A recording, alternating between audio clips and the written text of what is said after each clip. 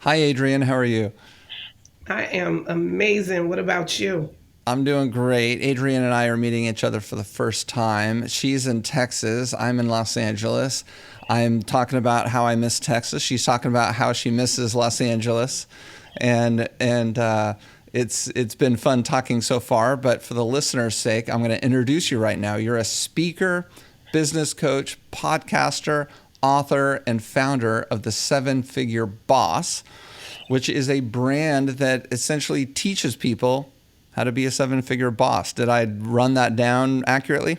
That was actually perfect. So perfect. Awesome. Awesome. So tell us your story. How did you become a seven figure boss? How did you become all those things? Sure. So I'm originally from New Jersey. I'm a Jersey girl. Relocated out to San Antonio, Texas, and I'm a hairstylist. So I had started the hair game about 33 years ago. And I remember my parents because I come from a family of college graduates, and they were like, you know what, you're going to college. I felt like Jennifer Holliday saying, Mama, I want to do my thing, which is hair. But my parents could not see it being a profitable business. And I'm pretty sure, Eric, you hear it a lot. A lot of people think that hairstylists do not make a lot of money, but they do. They just try to hide it. Mm-hmm. So I Mm-hmm. relocated to Texas, and I found myself, I was older in the game. I had to rebrand because I came out here when the world of MySpace Oh, yeah. was jumping off. I love talking about MySpace. I love MySpace. And I have to say, still kind of wondering how Facebook took over MySpace because I never really liked Facebook. Facebook, the interface was boring. It's white and blue. MySpace, remember you could put your background on there. You That's could right. like have a song playing. As soon as you went to your page, you had a song playing. And you wasn't in trouble for always playing somebody else's song. Right? That's you know, I'm like, I'm always in Facebook jail. But it was so crazy. I came out here and it was like I looked at the kiddos that was graduating from the hair schools out here. They were graduating with so many more things than what I had done. And the whole demographics of my clientele had changed. I went from doing predominantly blacks, a few Hispanics here and there, no white, zero white clients. And then I come out here and I'm living on the outskirts of San Antonio, and it flipped. The demographics of my clientele had changed. And I remember, honestly, I was having this conversation with God like, how am I going to do this? And that was honestly when all of the rebranding and the growth of my business started because I went from every time you turn around, it was word of mouth in New Jersey. Word in the mouth or passing out a business card here and there. Moved to Texas, it's no longer the word of mouth because you're starting from scratch. Nobody knows you. right. And yeah, business card, you know what happened with paper business cards. We end up crumbling it, throwing away, or finding it 10 years later down the line. Mm-hmm. So um, I jumped into the whole social media game. And at first, when I started, I was kicking and screaming, and I had employed my kids to set everything up because I didn't There you know go. anything about the world, and the more that I got into it, I realized I was like, wow, this is working smart, not working hard. Mm-hmm. And I saw the advantage over a lot of other hairstylists that was not utilizing that tool for a business. They was utilizing it for entertainment. So I ended up linking up with a brand. I don't know if I could share their name. Yeah, please. Okay, so I ended up doing this service in my salon that is called the Brazilian Blowout. Mm-hmm. That was really how the Seven Figure Boss was birthed, Mm. was through that product. Because they came into my salon. I remember you said that your dad came from New York, so if he taught you anything, or if you go back home, you know how we're taught no since birth. You Mm-hmm. know, so when they tried to introduce this product to me, I was so apprehensive. I was like, no, because you can't use this on black people. And they just kept on wanting me to try it. I tried it, fell in love. Brazilian Blowout asked, they called me up, are you drinking this product or using it? I'm like, You're using so much of it. You're yeah, buying so much of it. yeah. And they were like, because at that time, because this was 2 years into me moving down here. And I had moved into a salon suite, you know? So they was like, there's no way this one person is using this much product. So they asked for me to interview, to send out a resume. Eric, don't judge me, but I did not do it. I did not do it because no one had, first of all, you know, I'm a hairstylist. Who asks hairstylists for resumes? Right. You know? Resume what? I don't Right. have a resume. Right. I Yeah. was like, I didn't have a resume, didn't know the first thing of putting one together. Yeah. And then a whole year had passed. Well, hold on. They wanted you to be a rep or an educator. Educator, because they just saw how much I was using the product. So they was just like, oh, could you just, and the way they said it, like, oh, could you just send us over your resume? Like, it was just so easy. And I'm like, I've never done a resume.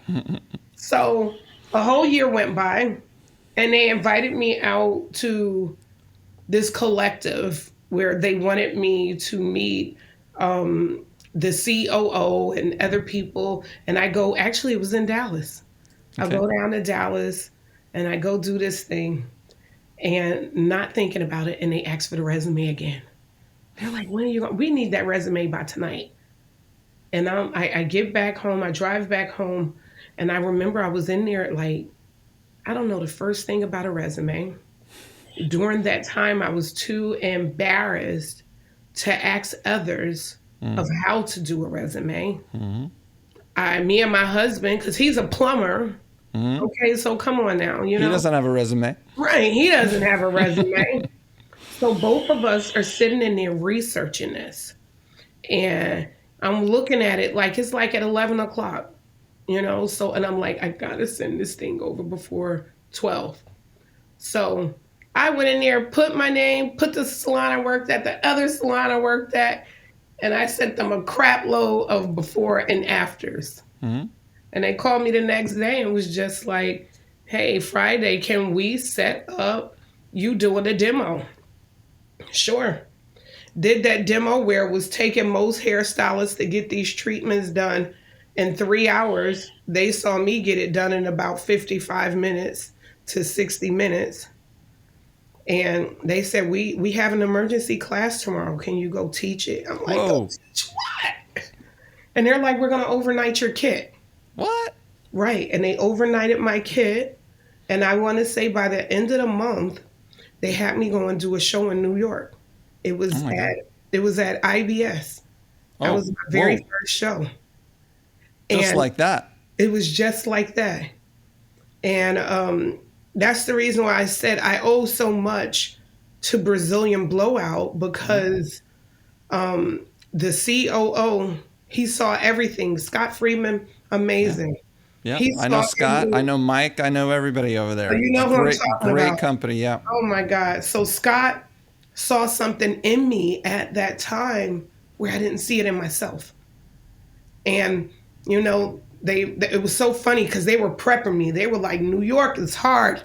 Not even knowing that I was a Jersey girl that lived on that line. Mm-hmm. And they was just like, no, if you make it in New York, it's like that good old song, you can make it anywhere. Yeah. So I do it. And Scott, I came off the stage and Scott was like, you just don't realize how many kits we just sold. He was Amazing. like, you are amazing. And then it was like me working, and I was hitting record numbers, had brought in the African American community and more Hispanics because they were the ones that was not believing in the product. Mm. I didn't even at that time, Eric, knew that I had a gift. Didn't even know it, because you know how when you're doing something that you love to do, and I love for people to win, especially for people in our industry, because I tell everybody, I'm like, hairstylists, barbers, anybody that's in the beauty industry, they are the most amazing and dope people, and they don't ever get recognized for it. So to see this play out, and then the next thing I know, they flew me out. I flew out, I think I'm pronouncing it wrong, but to Aurora. Agora Hills. Agora Hills. Yeah, Agora Hill or Agora. Yeah, that's where their home office is. Yeah, put me in Santa Monica, and I said, "Oh, wait a minute now. Wait a minute." I said, "Now this is a beach." Yeah, I like this place. Yeah, I thought Seaside Heights and the Hudson was the beach. I was like, no, this was like me being introduced to a whole totally different world. And that was when me and Devin and Mike, Yes. Yep. and we all started building a relationship. And I was like, wow, they're actually asking my input. And they was like, no, because you're selling like crazy. And then Alfredo Lewis, who I'm like this, I love him to death. Yeah. Him and Scott calls me up and say, would you be a regional manager? I'm like, regional manager? Yeah, over Texas and Oklahoma. What? I was like, okay, what do I do? Right. You Okay, know? hold on. I have to stop you here because your story is going fast in the direction of success. However, I'm thinking about your studio in San Antonio. You got clients. You were doing great. You were making a lot of money doing your services. And, that's one of the great things about this product. I didn't mean for this episode to turn into a Brazilian Blowout ad, but it's just naturally doing that. You know what? It was how you said it came so fast. Eric, that was how it was playing out. Yeah. And it's not so much as the Brazilian Blowout ad. It was that one person that birthed belief into me. Because I did not believe I could be a regional manager. Come on. Or probably even an educator. Yeah, but I did know I did have the dream of being a platform artist. Okay. Because I saw that as a little girl in Canada. So I did have that dream, and I told my parents that I was going to be successful in this. I told them that early on.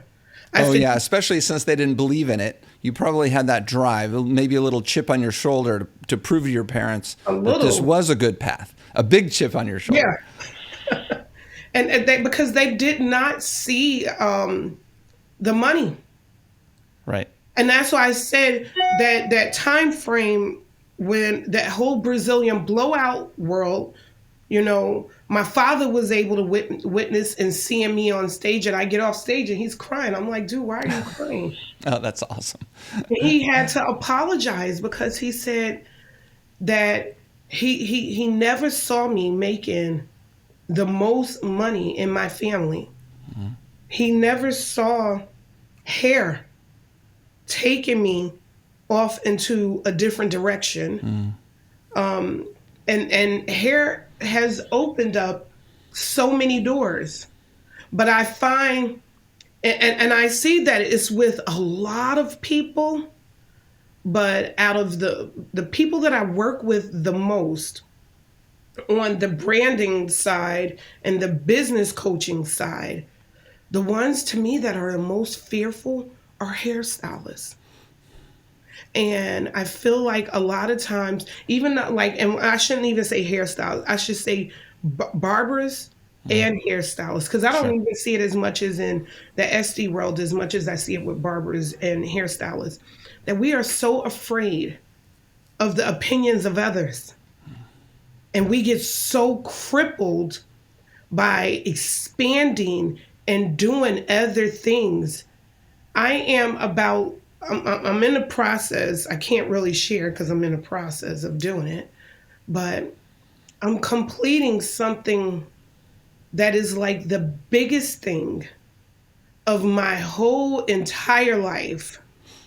And I know that when hairstylists and barbers see this, it's going to be not only a win for me, but a win for them. Because a lot of times, people count us out. You saw it in LA when COVID hit. When COVID hit, it's like, why are we the last ones to go back to work? Yeah. Everybody else is back to work already. Right. And I think we practice more sanitation than everybody else still. Right. I mean, that's the basis of the education is And I looked at safety. how many people they needed us, Eric. Yeah. They needed us for their mental, for their psyche. They needed to be in contact and connection with their barber.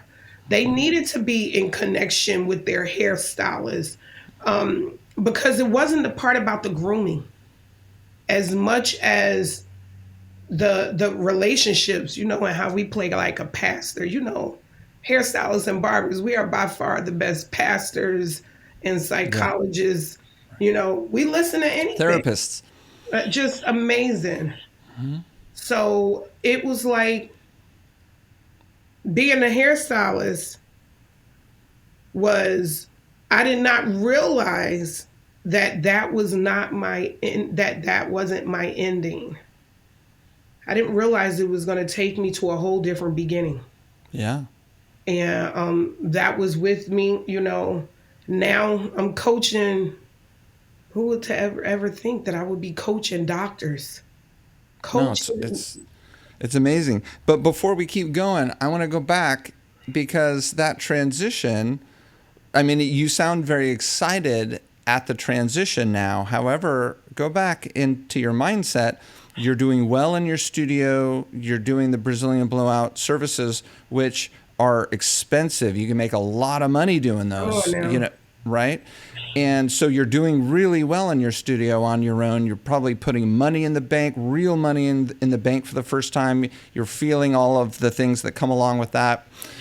And all of a sudden you're contemplating a career change. Really, it is a career change. You might have continued on with the clients in the studio for a period of time, but all of a sudden you're looking at being an employee, regional manager were you afraid of going from doing really well with your clients into this totally different role?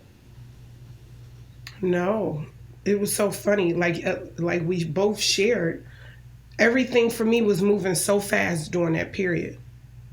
And it was, I did a little video, a podcast about, the COO, because he did not realize until I called him up and said, hey, do you mind me putting you in a book?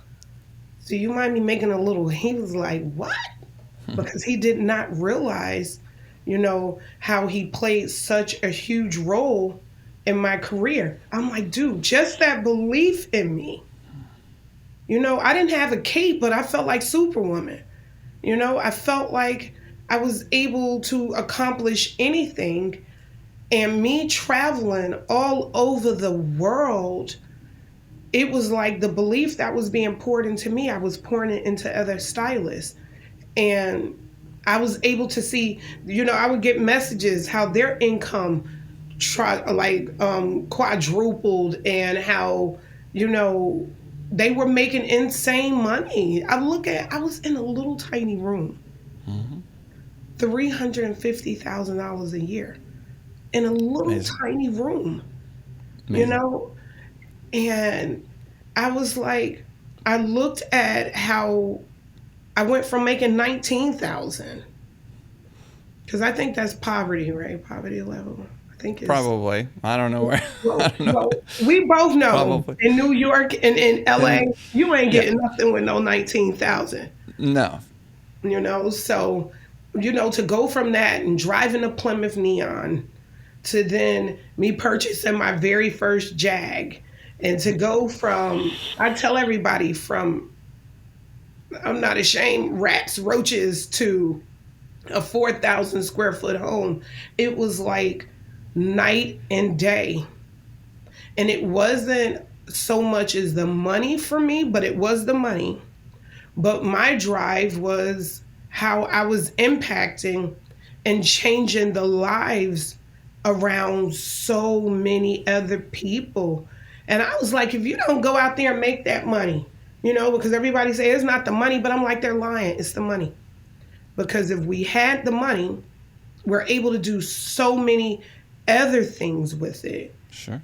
But I said, I feel like when I look at the schools, I love the hair schools, but at the same token, I feel like it's a little disservice to us because they teach us about making the money, tell us we're going to make a lot of money. That whole spill that's given, but they don't teach us the management part behind it. Mm-hmm. They don't teach us the tax part behind it. Right. Which I did not know. And here it is, I'm making all this money, but. Right. And by the way, the same goes for the normal education system in the United States, maybe in other parts of the world, I don't know.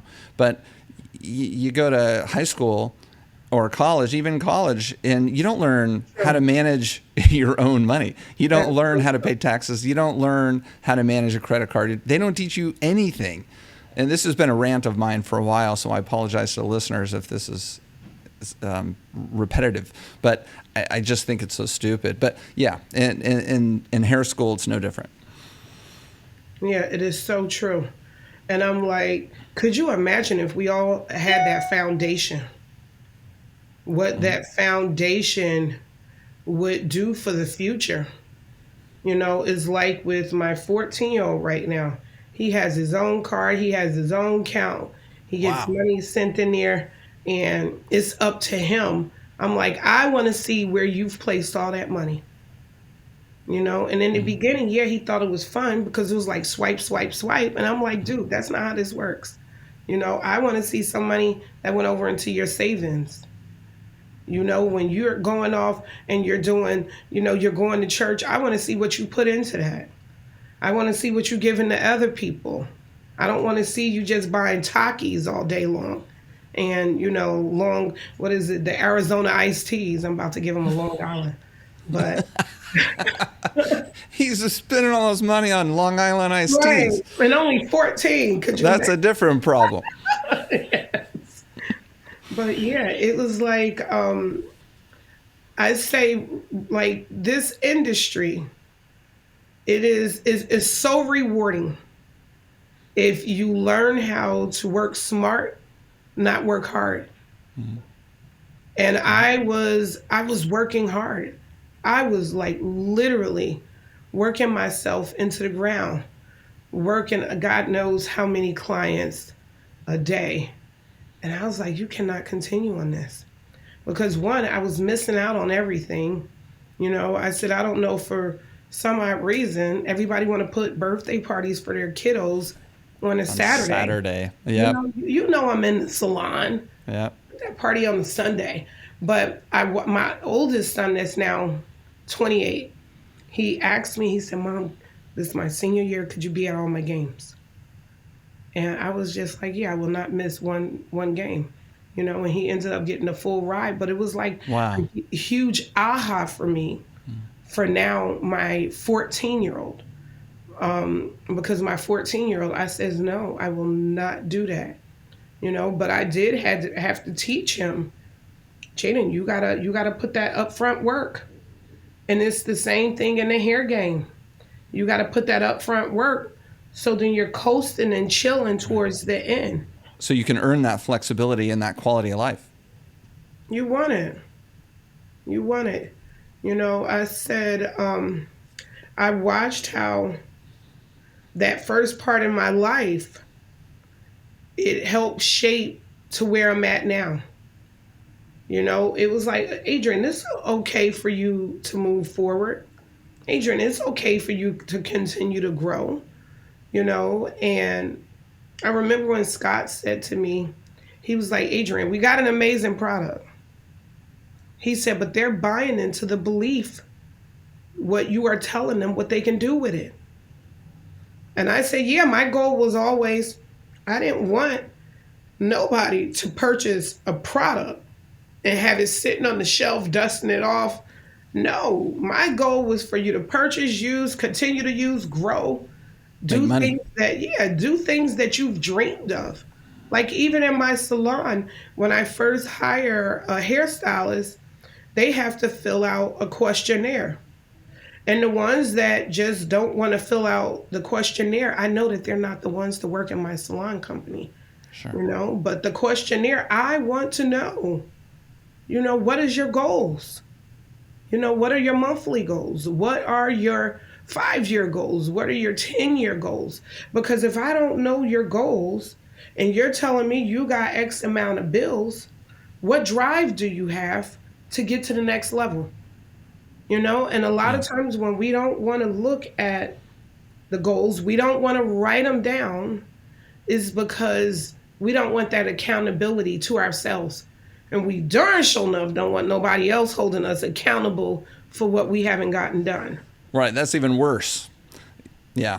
Being held accountable means that you have to perform to a certain degree. You have to do some of the things in the moments that you don't want to do something. You've got to go do that something, and that's part of. But that's part of what moves us forward. Okay, so we're getting into. So we've gone through your story, but transition us from being with Brazilian, which was a tremendous foundation for learning how to coach and educate and communicate, etc., into the 7-figure boss, which is what you're doing now.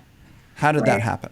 So the 7-figure boss was actually birthed during COVID. It was smack dead when COVID hit because I was like, well, all right, so how we gonna make money? So hold on. Are you still in the salon at this point? Yeah, well, I've been working part time in the salon Got it. for 10 years now, Got it. but I had transitioned over to Keratin Complex. So I Okay. was with Keratin Complex, ended up becoming their very first African American brand ambassador. So I was working with them, and we were already working online, already doing business online, Yeah. already working on Zoom. So when people were freaking out about Zoom, I was like, "Ah, that's my sweet spot." Yeah. So I told my hairstylist, I said, we're going to do virtual hair appointments. Everybody thought I was sick. They was like, how are you going to virtually do somebody's appointment? Our product sales went up through the roof. You know, typically our clients are coming in every week, every 2 weeks. And I mean, that's black, white, Hispanic. And a lot of people typically don't see that in all races because typically they only come in for their color and their cut. They're not frequent the salons, but our clients do. So I was just like, you know what? This is where those hot tools are come in handy. So what we started doing was selling the products and teaching people how to use it. At home. So at home. So that helped us to get through that whole time when we were not working. It helped us to maintain as a loyal salon, which was a blessing because we didn't lose nothing with our loyalty points. And it was so many hair salons. I was doing, I would do pop ups like on Facebook and Instagram. And people were asking me, do you coach or how do you do this and how do you do that? How are you getting your salon ready for COVID and how are you doing the guidelines? And my sister had said to me, girl, you just giving all this stuff away. And I'm like, I'm a giver. And I give, you know, and I get it on the back end. But that's when I started thinking like, wow, this is a business. And I thought that it was going to just be a business was helping salons and barbers get ready for the return, you know. And I was like, well, first we got to get our minds right before we step into this, because we didn't even realize that our mindset was the part that was playing the huge role.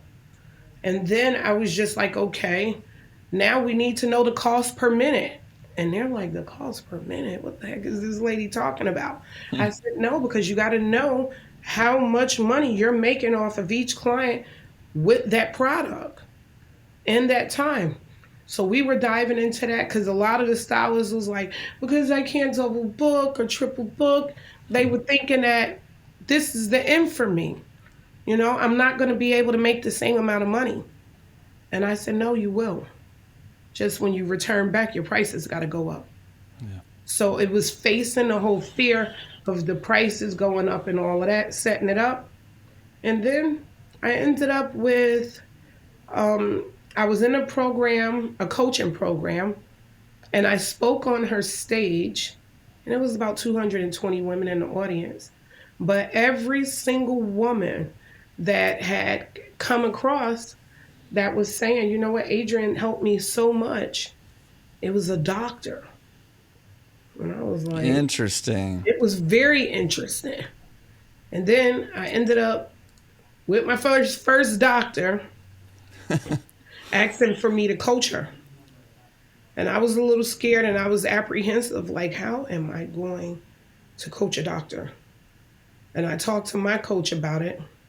And she said, first of all, she must have saw something in you. Something resonated. And what it was, she said that she was hearing for the first time a woman talking about the money.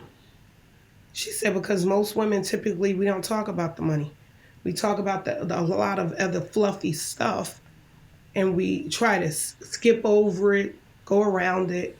And she said, to hear me talk about the money, to hear me talk about the sales, how the sales is so important, to hear me talk about having a strategy and a plan, because she was like, she was after the bag. She wanted the money, So I started coaching her. And then from there, it was like other people calling me up, like, hey, could you talk on my stage? Could you do this? Could you do that?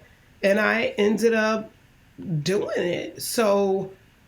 And I noticed it was like a huge thing that was missing in the coaching world that I had brought. Because I was like, oh, they're always used to these doctors, these lawyers, people with degrees. And I said the brands was looking like, not all of them, because I know people probably listen to this, but I'm just going to be telling the truth. The brands was not hitting on it. The shows were not hitting on it. And you know how with our shows, they're very engaging. They bring you in, they draw you in, they make you want to buy. And when they would say, I'm not making a sale, I'm like, look at your whole brand. Look at your brand message. Do your brand message, connect with your true brand identity? And we dove into it. And before you know it, I went from the 6-figure stylist to the 7-figure boss. And it's been a beautiful journey. I bet it sounds like it. So I'm very curious about some of the things that you teach regularly through all of your engagements and interactions, shows, speeches, books, etc. What would you say is holding most people back from success? And it doesn't have to be one thing; it could be multiple things. I would probably say the very first thing is that mindset, is having that belief that I can do it. Most people don't believe that they can do it. So if you don't believe it, how are you going to convince somebody else to buy into your brand? If you don't even believe what you're looking at, you don't believe that you are worth it. A lot of times we're so busy giving things away because we lack the belief that we have that $1 million brand. And the other thing I would say is it's probably 3. I'm like, is looking at your overall brand. What does your brand represent? It's more than a logo. And a lot of times we are taught that it's a beautiful logo. And we're We're throwing out the fish and hoping that anything catches, not understanding, okay, what is my target audience that I'm going after? Who are they? And I said, nowadays, I'm like, if people are not on AI, they are straight up sleeping. I was at Modern Salon, where I spoke at Modern Salon, because this was in COVID too. I think it was 2021. And Anne asked for me to speak on AI. And I was And Murata. surprised. Yeah, I was surprised. It was so many people in the audience. I was like, what is AI? They didn't know what it was. And then they was just like, you use it a lot. I'm like, heck yeah, I love AI. I said it simplifies our life. Of course we got to know what to put in it. But after we get it in there, AI is like our best friend. It allows for us to work smarter, not harder.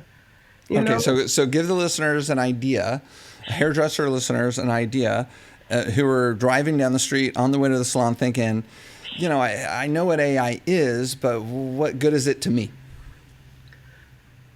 So AI can help you with things such as narrowing down your target audience.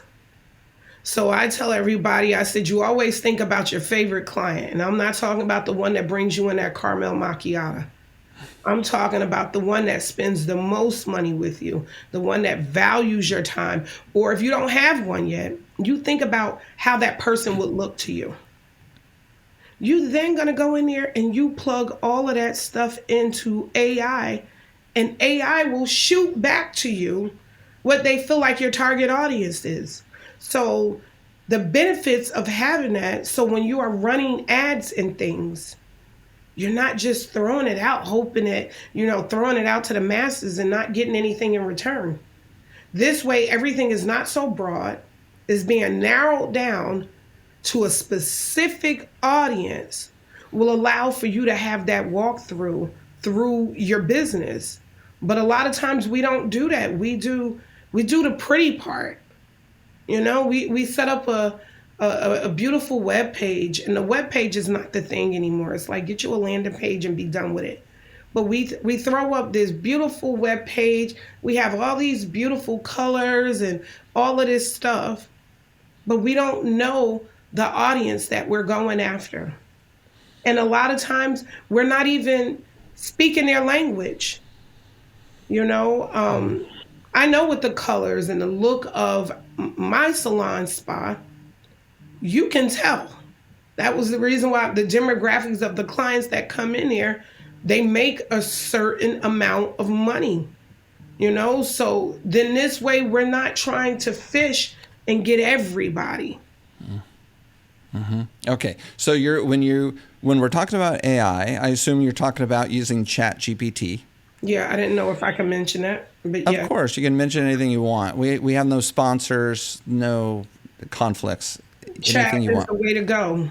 ChatGPT, you don't even have to pay for it. You can to get the latest version, ChatGPT 4 maybe, and I think it's $20 a month, but you don't have to. I don't. I use it now and then, and I just use the free version. And so you're talking about going to ChatGPT online and simply saying, okay, where do I find? Let's use the example of you early on when you moved to San Antonio. If you had ChatGPT at the time, you might have gone there and said, where do I find clients who like straightening, or how do I market to them, or what would you say? So I would first go into the demographics. I'll put in there that medium household income. I'm going to put in my professions that I'm going after, because when you think about professions, when you got certain professions, they could come into the salon anytime. Other professions, they got to wait till they could get off the work. We're coming in later in the evening. But you're thinking about professions. I'm putting down, what books they may possibly like. I'm putting down race, if it is a certain race that I'm going after. If it is a certain age gap, your age gap, I tell everybody, stay within 20 years. It may be between 35 and 50. It may be even younger. And you just start thinking about even the cars, the vehicles that they drive.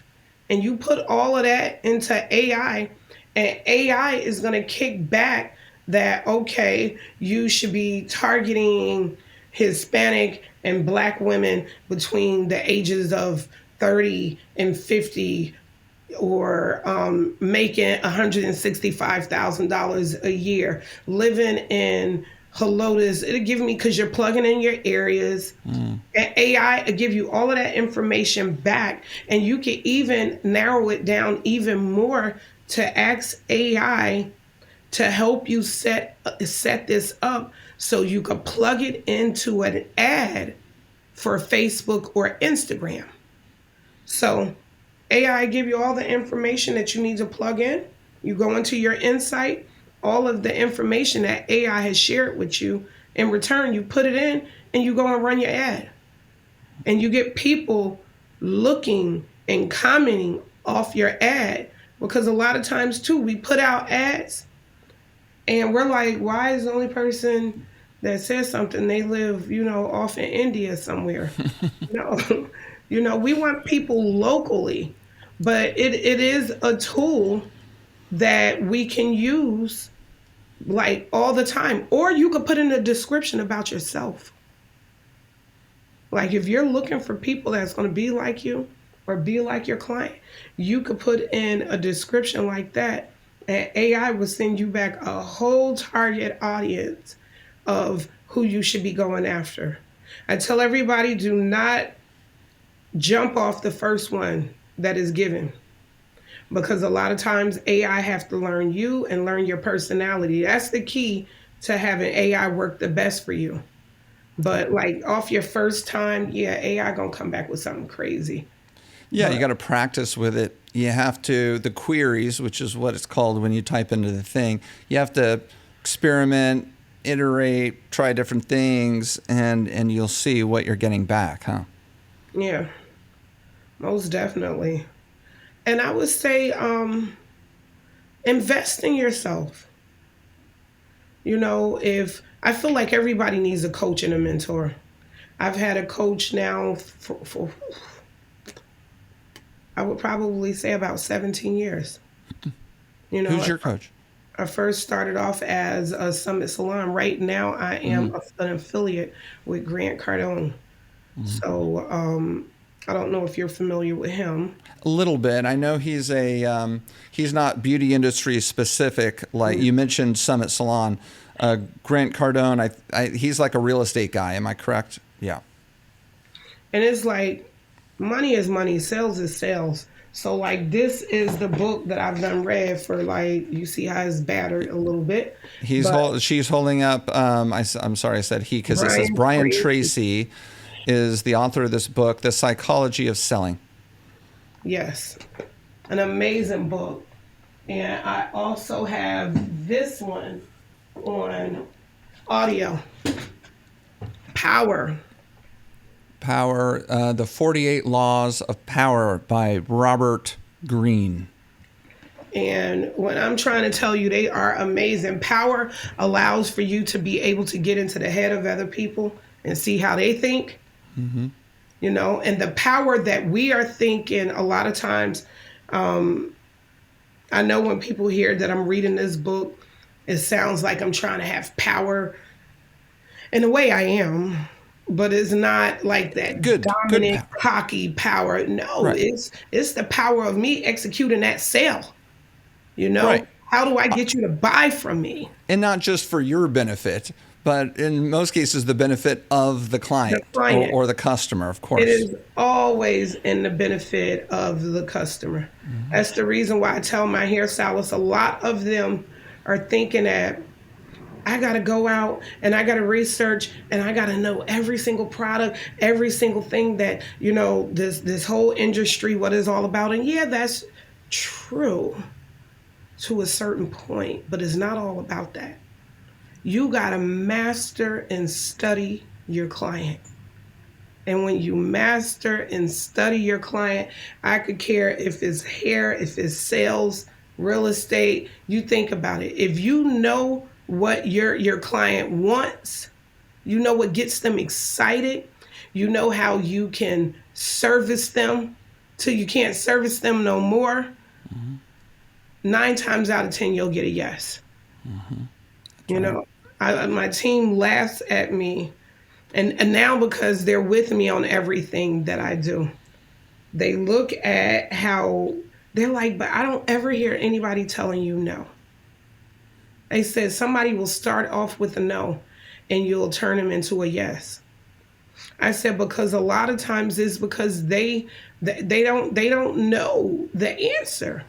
You know, it's like if you think about it, if someone tells me that they're looking for something to make their hair smooth and bouncy and shiny, but I'm talking to them about curls. There's no connection there. Opposed to me doing all the fact finding up front, what is it that they're looking for? I like to go in and ask them, do you work out in the gym a lot? Do you travel a lot? Do you pin your hair up? What is your style? And some of them will say, well, my style is always in a ponytail, but if I'm really listening, they say, I hate wearing my hair like that. And then I want to know, why do you hate wearing it like that? Because, I got to keep it up in a ponytail because if it's down at the end of the day, I look like a frisbee. Whereas though they may not have came into my salon for a $375 treatment, but after me doing all of this fact finding, I end up hearing that, you know what? They're looking for smooth hair. They're looking for manageability. They're looking to always look salon ready. If I know that this service, yeah, it's going to cost some more, but it's going to be more beneficial than this service, I'm going to give them that.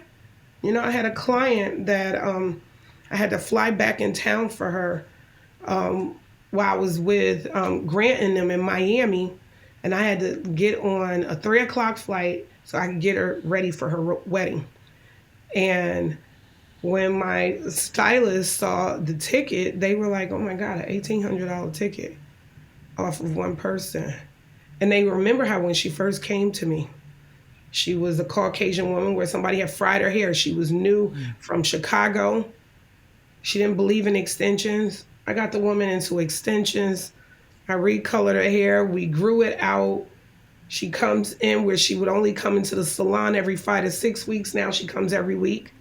She didn't protect her hair. I upsold her on other different products. And I see the future with me and this client. But I'm like, a lot of times we as stylists, we don't conduct it as a business. We conduct it as a relationship, like we're friends. Yep. And yeah, we could have, no, I'm not gonna say no, because I was about to say we could have friendships, but Boundaries. it has to be a Boundaries. boundary. Yeah. And the boundaries have to come first. That is so true. Oftentimes, right? One of the themes that I'm hearing here is in hearing, in listening. And yet when you're behind the chair, listening to the client about what they want, about what they need. Oftentimes they're not just going to spoon feed you what you need to know. You said, how do you learn? How do you get to know who your ideal client is so that you can find them, whether digitally or out there in the real world, so you can fill your book and keep it full? A lot of that stems from listening, doesn't it? Yes, it does. Yeah. Yeah, you have to listen. And my mother always said that if we were 2 times more to listen as we are to speak, we'll find the answer. Because when we're doing the fact finding, yeah, we may put some questions out there, but they're doing most of the talking. And we don't even realize, if we're conducting it as a true business, they're not even picking the selection. We are. We're telling them, we're prescribing what we feel as though what would be best. But a lot of times we look on that book and we're like, oh, well, they booked a blowout, and we just go with the blowout. Not going in to ask them, have they ever thought about, adding a little bit of color? Mm-hmm. Have they ever added color? What do they think about it? There are so many ways for us to build our tickets, but a lot of times, I would say about 85-90% of stylists, we don't conduct it as a business. It's more so a transaction. Yeah. Yeah. And the clients have to feel like, wow, she's really concerned. And they have to Right. feel like they're like your only one. She cares about me. She's the best one to solve my problems because she cares and she has the expertise to be my hair expert problem solver. Yes. And it went back to that salon, the client that I was telling you about, that I flew back just for her wedding. And a lot of people thought that it was crazy, but I was just like, yeah, it's an early flight and I got to run straight into the salon, but I wanted to show her how important she is to me, especially on her special day. There was no Mm-hmm. way that I was going to miss that, Mm-hmm. you know? And it's like I've proven to her in so many ways, because a lot of times when I look at the beauty industry, we are segregated. We don't look at hair as hair. It is. We all grow some. We may have to use different tools or come at it a different way, but it's hair. And I said, had I not gotten over that fear 19 years ago when I first moved here, I would have been still feeling like I could only service Black clients. But that's not the case, and I hire, we got a melting pot. I'll never Yeah. forget how I have this one girl. She was from, I think it's Ireland or Finland. Sandra will butcher me. But I think it's from Ireland. Yeah, one of those two. Bluest eyes. And she had been trained how to work on African American women. A Black woman walked into the salon. We told her, this is your stylist. She looked at all of us like, yo, you must be crazy. Petrified. She was petrified. But you know what was so funny? The people that wasn't even getting their hair done, they were just as scared. And she was nervous. And I just kept on telling her, you're doing a great job. You're doing a great job, And my other stylist was telling her, you're, and then when she got done, I picked with the client. I said, you ain't think she could handle you, did you? And she said, yeah, I really did not think she could handle me. And everybody else in the salon just bust out with, I was scared for her. But not only did it build up Sandra's confidence level, but it also expanded the mindset to all of the clients that was in there of how we think, and it was like she made me proud. She made the client happy. But yeah, no, I'm like, when hair is hair.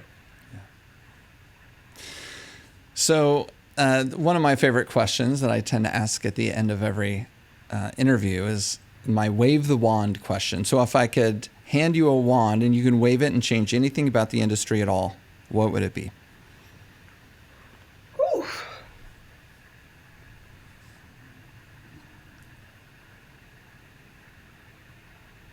I would probably say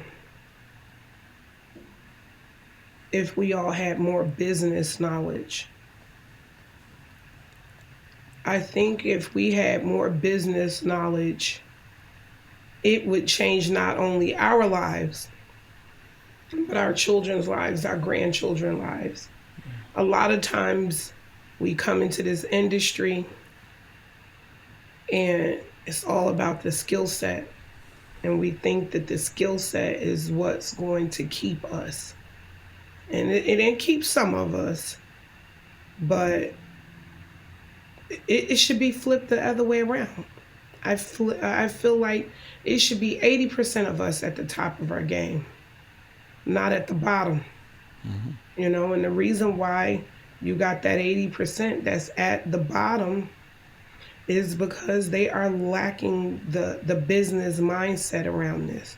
Yeah. They'll go out to every hair cutting and coloring class, but they will not do the same things in order for them to have not only a profitable business, but you want to have a sustainable business. No doubt about it. Well, you're certainly an inspiration with your story, and you're certainly trying to solve that problem that you just talked about with the 7-figure boss. You are the 7-figure boss on Instagram. Where else would you like people to find you? It's the 7-figure boss everywhere. 7-figure boss everywhere. Yes. Adrienne, it was an awesome conversation. It was great to meet you. Same here.